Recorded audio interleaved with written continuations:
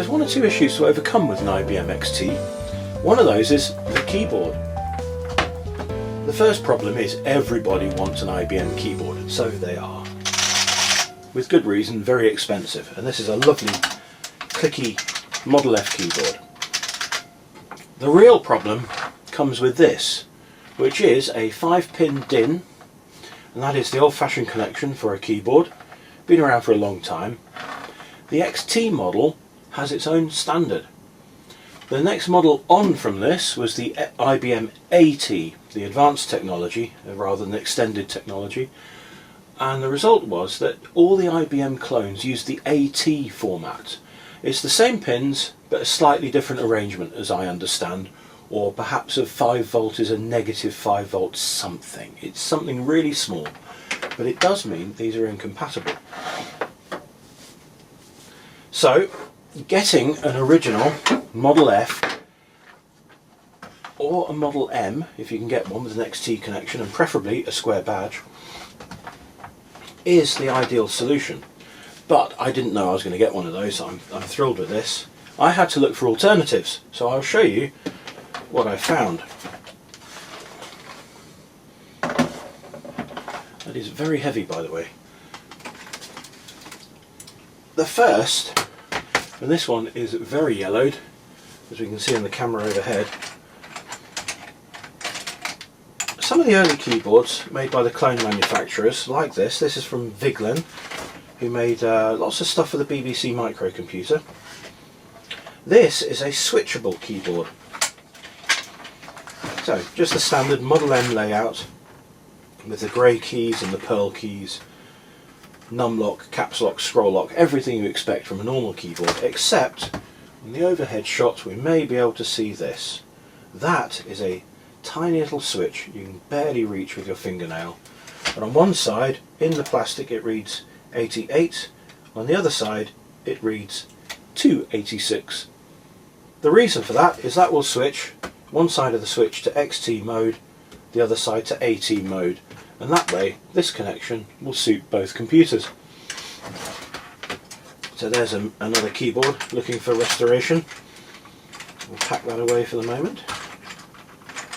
Of course, when you're buying old vintage keyboards like that, they can be pretty grotty, and this one certainly is. So the other solution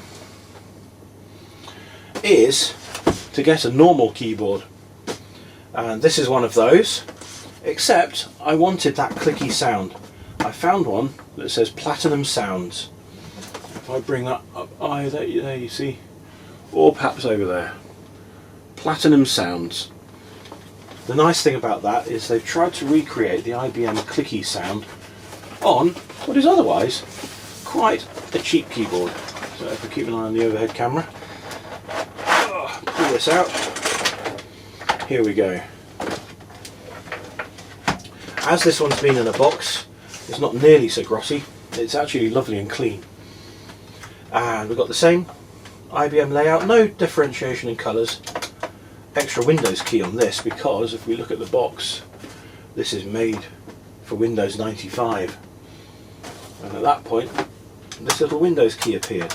We've also got a menu key, so the result of that is this has a short spacebar.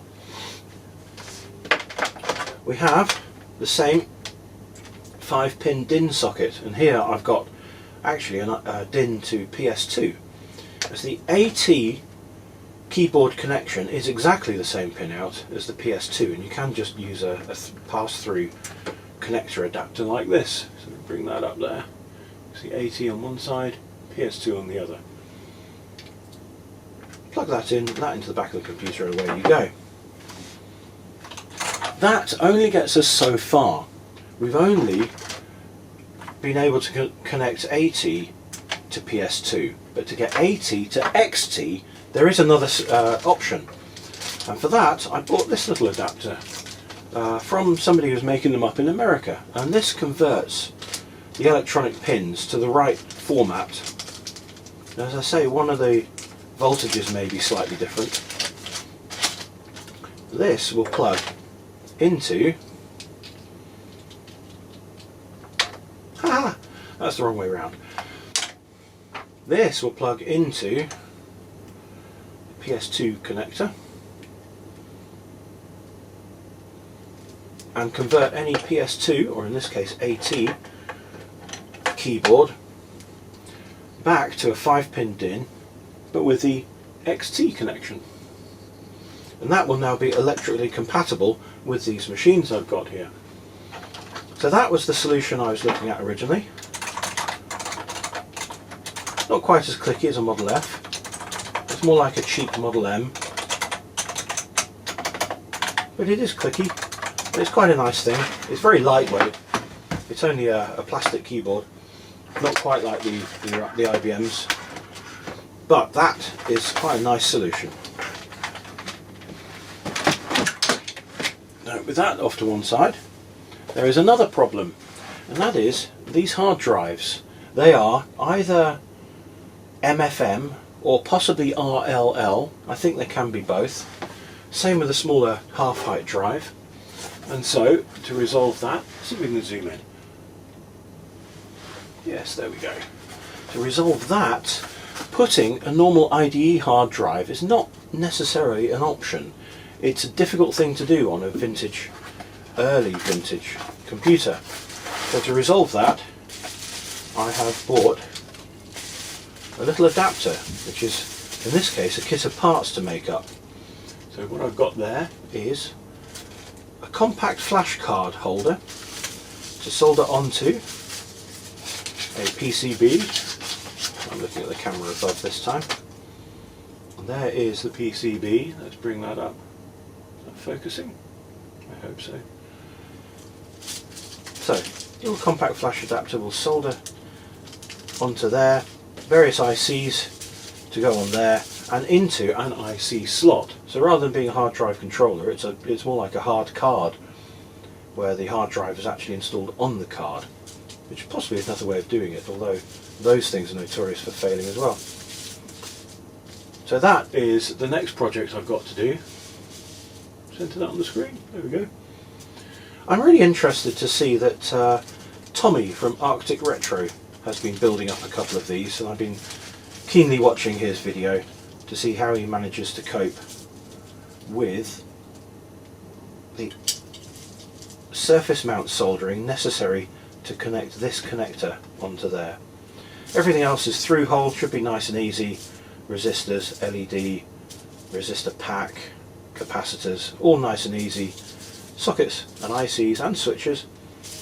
It's just this. Now, can I bring that up? We're going to focus? We might focus, who knows? That's too close to focus. We're not focusing. So, a little project which will hopefully get a modern hard drive onto one of these machines.